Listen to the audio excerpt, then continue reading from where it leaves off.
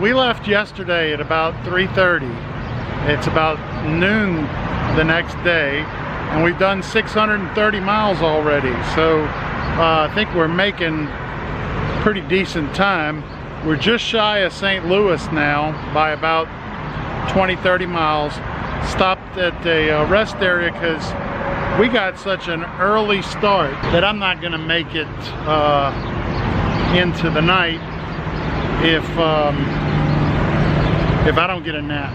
So we're here to take a nap. We're at a beautiful rest area. You can see Cindy and the boys are out there taking a walk. I don't guess they need a nap, but I certainly do. Without further ado, the generator's running, the air is on. It's 72 in the back of the motorhome, and they can entertain themselves, and I am taking a nap. And just like that, the nap is over. The kids have decided that all they were interested in was video gaming, and if I don't actually take them off of the games, they won't take themselves off. I sent them over to the visitor center, but you see the 3 tall things with one not so tall, that's them. I was kind of joking. I said I need y'all to do 8 laps around the visitor center before we go, and they are. I'm not gonna stop them. I think Cindy's up by now. I was waiting on her. Oh, I see, she's getting the car ready to roll. Here we go again. Next stop, St. Louis. The trash.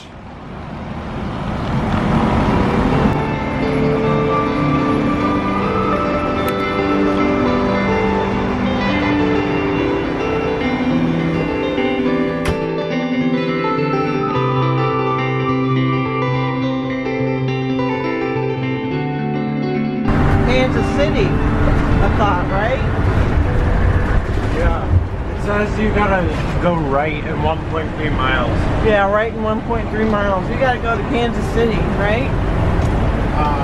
Yeah.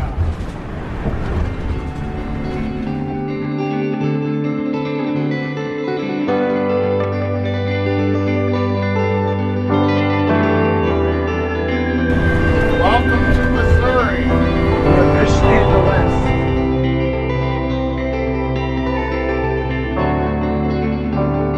Never seen this before. We are getting off the interstate, and I think going over this overpass and then back on the interstate, I hope. Wow. So the whole interstate was just diverted up around the overpass. This area is, we just crossed the Missouri River, and this is about a mile from the actual river. You can see how swollen it was and all the floodwaters. It's about 7:30 p.m. We've been on the road since 5:30 this morning. I have to say, I mean, about total of about 14 hours, no, 12. Total of about 12 hours. We've done about 610 miles today. I gotta say, I was talking to many folks. I had questions about the differences in motorhomes or Class A's and travel trailers, and you know, is it easier to put on more miles with a motorhome? I think my initial impressions are that yes, it has been easier. Actually, the Class A on good pavement, on good roads, has been easier to hold reasonable speeds. Oh, there's the kids. Send them out for a walk every time we come to a stop. I could hold about any speed I wanted, really, but on good pavement, 65 no problem, probably 70 no problem, but I don't want to pay for that. Also, if you pair with that the fact that the motorhome has a larger range, so I can go you know, 80 times 70. Well, you know, I can easily 500 miles. So even if I was going a little bit slower, I'm probably cutting out a gas stop. And then I've cut out 1 or 2 stops already because of folks needing restrooms. Boys, watch those cars coming. I'm traveling 2 to 3 miles an hour quicker than I did with the travel trailer and truck, and I'm eliminating, let's say, 2 stops a day. So you combine all that and you get 600-mile days.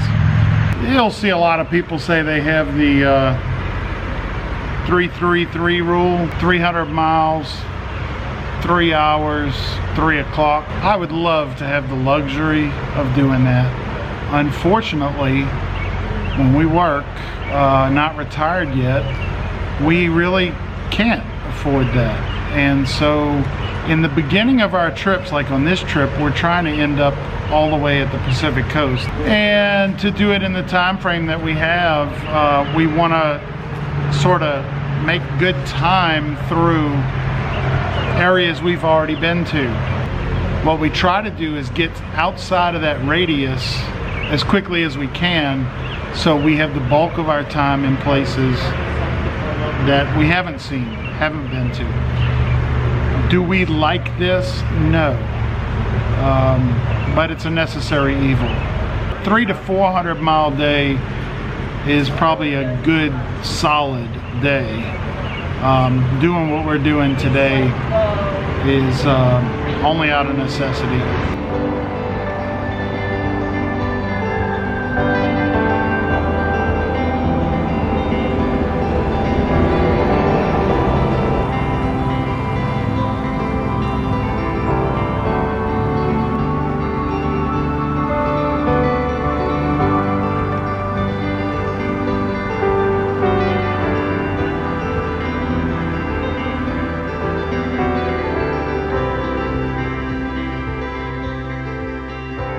Well, here's the good news. This trip only has one direction to go from here, and that's up. Night 2, Walmart in just shy of Kansas City, Missouri by 20 minutes. Had a great night stay here. You see there's a few other rigs. Worked out real well. I went and asked permissions. I don't always ask permission. Depending on the situation, but I went and asked here. Had good reviews on all stays. Something a little different about this Walmart was that they have high clearance entrances, so you can't get the motorhome through except for the truck entrance in the rear. We were right against the interstate, but the interstate significantly died down by about 1 a.m. maybe. Rest of the night was fine. Slept really well. Still getting cooler at night here than it does in South Carolina right now. So that was nice. We ran generator till about midnight so we could have air conditioning. And then at about that point I shut it off. And we did the, well, we kept it closed up actually for like the next 2 hours, and it didn't get warm. It kind of held its coolness. And then when I got up for the restroom, I opened up the roof vents and opened up a couple of windows, and it was pretty darn cool there. I had to put the heavy blanket on at that point, so good news. Anyway, this morning we are headed to, not sure, the west side of Kansas. We're jumping up to the Omaha and Lincoln area, and then we're going to take I-80 westbound. We did that. We had an option. We could have go on 70 or 80. If we had stayed on 70, we would have been like dealing with Denver traffic by tomorrow, and don't want to do that. So we are going to take 80. We've done both 70 and 80 before. Is what it is. It's an interstate. Our routine has been Owen is sleeping on the pull-out couch here. The dinette is for Jasper. It was custom made for Jasper sorts of people. And of course Cindy and I had the bedroom in the back, and then all their bedding goes on our bed when it's travel time. Oh, and Ethan had an air mattress laid out on the floor right here, and that works out pretty well, didn't it? Yes. Folks, that was a yes. We've got them up. We're going to start the engine so I can bring in jacks and slides and all right.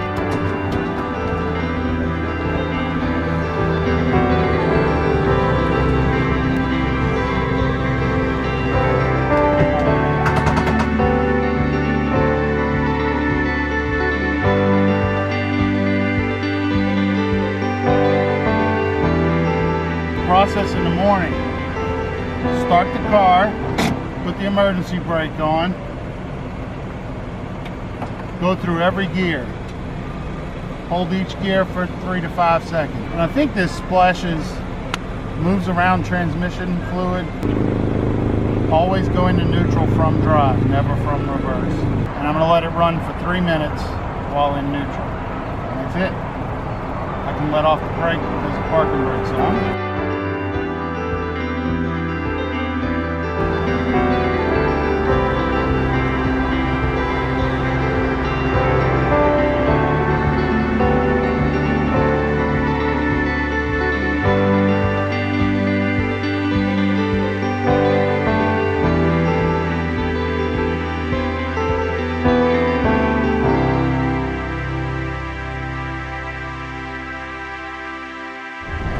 We are heading towards Lincoln, Nebraska. Stopped at Casey's General Store to figure out what route we're going to take to get to Lincoln, Nebraska. And he didn't look too pleased. Oh boy. Oh man.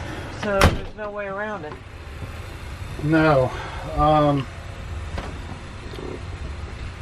What's happened is the river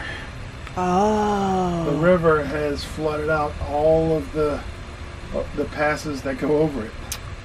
Oh, you're kidding me. He said there's like 10 sections where it crosses the river, and 6 out of the 10 are underwater. That's all the things you saw on the phone.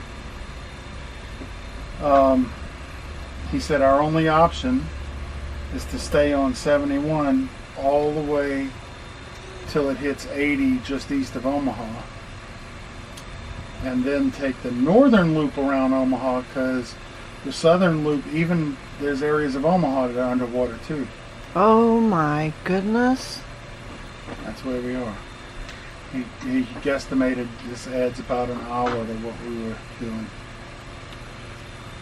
Why wouldn't we have known that? Why weren't there any signs as to why? I told him that, and he said, oh, I've been sitting here all morning giving truckers directions. Wow. We could have gone around it a different way. Going southern, the I southern could have stayed loop. on 70. Yep, if we would have known we'd have this. dealt with Denver. But, Denver, Missouri?